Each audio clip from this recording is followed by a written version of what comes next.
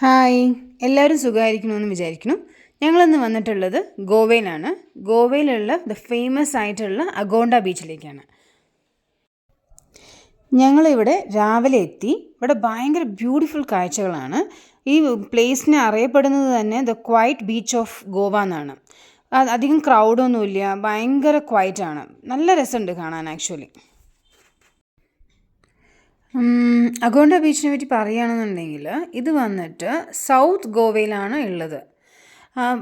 എന്താ പറയുക, ഇത് വന്നിട്ട് 3 കിലോമീറ്റർ സ്ട്രെച്ചിലാണ് ഈ ബീച്ചുള്ളത്. അതുമാത്രമല്ല ഭയങ്കര ക്ലീൻ ആൻഡ് ക്ലിയർ വാട്ടറാണ്. അതേപോലെ നല്ല രസമാണ് ആക്ച്വലി കാണാൻ. എന്താ പറയുക, നമുക്ക് അങ്ങനെ കുട്ടികളെയും കൊണ്ടൊക്കെ വരികയാണെന്ന് വെച്ചിട്ടുണ്ടെങ്കിൽ ഒന്നും അങ്ങനെ ക്രൗഡഡ് അല്ല. സോ സേഫാണ്, ഫാമിലിക്കും സേഫാണ്. പിന്നെ ഇതിൻ്റെ മെയിൻ എന്താണെന്ന് വെച്ചിട്ടുണ്ടെങ്കിൽ ഇതിൻ്റെ സാൻഡ് വന്നിട്ട് വൈറ്റാണ്. അതുകൊണ്ടെന്ന് വെച്ചാൽ ക്ലിയർ വാട്ടറാണ്.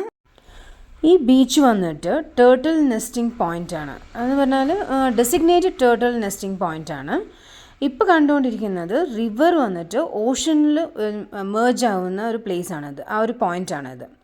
ഓക്കെ, ഇപ്പോൾ നമ്മൾ കാഴ്ചകളെല്ലാം കണ്ട് നമ്മളിനി റിസോർട്ടിലേക്ക് തിരിച്ചെത്തിയിട്ട് ഞങ്ങളിനിപ്പോൾ സൺസെറ്റിൻ്റെ വ്യൂസ് ഒന്ന് കാണാമെന്ന് വിചാരിച്ചു. പിള്ളേരെല്ലാം ഭയങ്കരമായിട്ട് ക്ഷീണിച്ചിരിക്കുകയാണ്. സോ ഞങ്ങളിങ്ങനെ ഓരോ വ്യൂസ് കണ്ടുകൊണ്ടിരിക്കുകയാണ്. പക്ഷേ ബീച്ചിൻ്റെ എക്സ്പീരിയൻസ് വളരെ നന്നായിരുന്നു, കാരണം ക്രൗഡ് വളരെ കുറവായിരുന്നു. സോ നമുക്ക് പിള്ളേർക്ക് നല്ല എൻജോയ് ചെയ്യാൻ പറ്റി, ഞങ്ങളും നല്ല എൻജോയ് ചെയ്തു.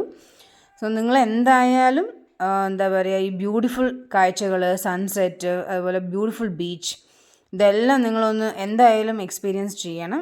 അപ്പോൾ ഗോവയിൽ പോകുമ്പോൾ എന്തായാലും ഈ ബീച്ചിലേക്ക് പോകണം. നല്ല ബ്യൂട്ടിഫുൾ പ്ലേസാണ്. അതേപോലെ സൺസെറ്റ് കാണാനും മിസ്സാവരുത്, നല്ലൊരു എക്സ്പീരിയൻസ് ആയിരിക്കും. അപ്പോൾ ഞങ്ങളുടെ വീഡിയോ ലൈക്ക് ചെയ്യുക, ഷെയർ ചെയ്യുക, സബ്സ്ക്രൈബ് ചെയ്യുക, കമൻറ്റ്സ് ഇടുക.